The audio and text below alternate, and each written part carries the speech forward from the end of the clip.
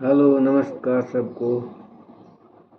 जैसा कि सबको पता है कि इन दिनों भारत में संसदीय चुनाव संपन्न हो चुके हैं और मतगणना का इंतजार है, जो कि 4 जून को होने वाली है। संसदीय चुनाव के साथ साथ 4 विधानसभा चुनाव भी संपन्न हुए हैं। इसके बारे में मैं जानकारी प्रस्तुत कर रहा हूँ, तो वीडियो में लगातार बने रहें।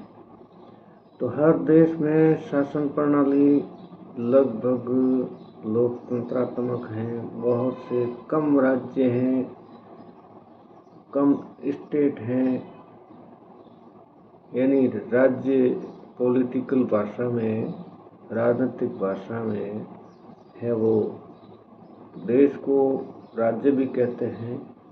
यानी विश्व में ऐसे अनेक देश हैं जहाँ बहुत से देशों में लोकतंत्रात्मक चुनाव प्रणाली। लोकतंत्रात्मक चुनाव प्रणाली का मतलब जहाँ पर जनता द्वारा शासन के प्रतिनिधि चुने जाते हैं, जिससे सरकार का निर्माण होता है।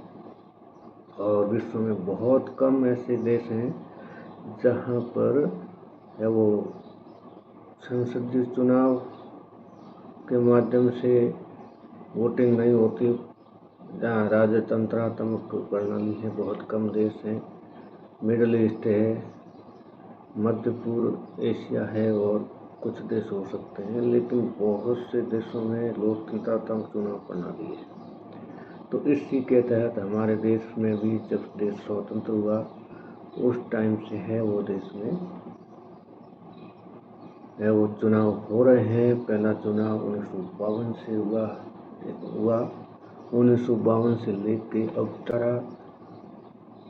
ये 18वां लोकसभा चुनाव है। ठीक है, तो लोकसभा चुनाव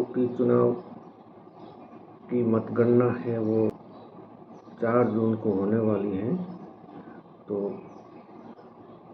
देश के सभी नागरिकों को इसका बेसब्री से इंतजार है। साथ ही जो उम्मीदवार हैं, कैंडिडेट हैं, जिन्होंने चुनाव लड़ा है, पार्टियां हैं, उन सबको बेसब्री से इंतजार है।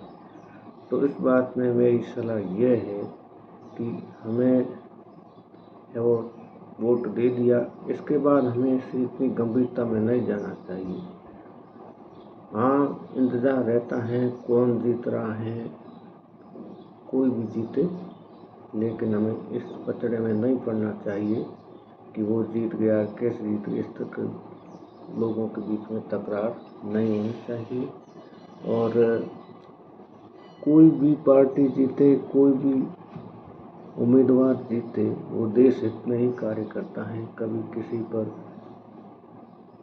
देशद्रोह या देशद्रोही होने का तमगा नहीं लगाना चाहिए। सभी पार्टियां देश हित में काम करती हैं।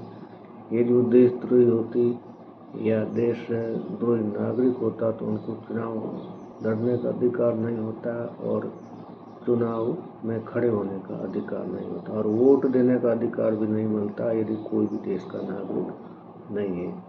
तो अपने समर्थकों के बीच में वैसे तो मेरा तो कहना है कि कभी किसी एक पार्टी का हमें पक्षधर बनना ही नहीं चाहिए। और चुनाव सर्वे वाले आए तो उनको भी अपने वोट का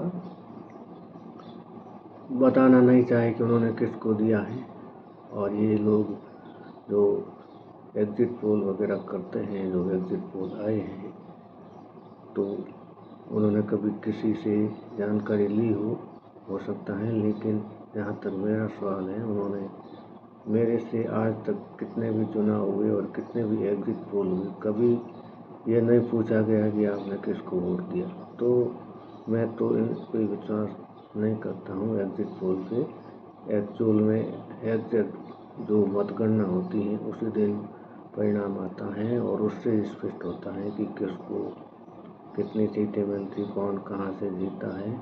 और मेरा ये भी कहना है कि आगे भी चुनाव होते रहेंगे और हमें कभी भी किसी भी पार्टी को जाति धर्म के आधार पर वोट नहीं करना चाहिए, बल्कि उसके जो विचार है या उसके देश में क्या योगदान है, उसकी क्या नीतियाँ हैं, देश के विकास में क्या योगदान है, उसके आधार पर वोट करना चाहिए। तो आगे ये ध्यान रखना है, अपना वोट अमूल्य होता है, जो कि 5 साल में एक बार पड़ता है। तो उस वोट को अपने बिना विचारे किसी भेड़ चाल चल के उसके पीछे जाते हुए वोट का इस्तेमाल नहीं करना है। आगे से ध्यान रखें। तो देश में संसदीय चुनाव है वो 19 अप्रैल, 26 अप्रैल, 7 मई, 13 मई, 20 मई, 25 मई और 1 जून 7 चरणों में संपन्न हुए हैं और 4 जून को मतगणना होने वाली है। मतगणना के बाद जो भी स्थिति हो, जो भी नई सरकार बने, वो देश के विकास में भागीदारी बराबर पहले की तरह निभाती रहे। कोई भी पार्टी है वो हमेशा देश हित में सोचती है, कोई देश के विरुद्ध नहीं जा सकती, कोई संविधान के विरुद्ध नहीं जाती। तो संविधान के अनुसार वो काम करेगी। और अब भी हम देख रहे हैं जितनी भी पार्टियां और जितनी भी सरकारें रही हैं, उन सभी ने देश हित में काम किए हैं। जितने प्रधानमंत्री रहे हैं, जितने राज्यों के मुख्यमंत्री रहे हैं, सभी ने देश हित में काम किया है। तो वीडियो पूरा सुनने के लिए बहुत बहुत धन्यवाद। और चैनल पर नए आए हैं तो चैनल को और बेल आइकन ऑन करके ज्वाइन करना।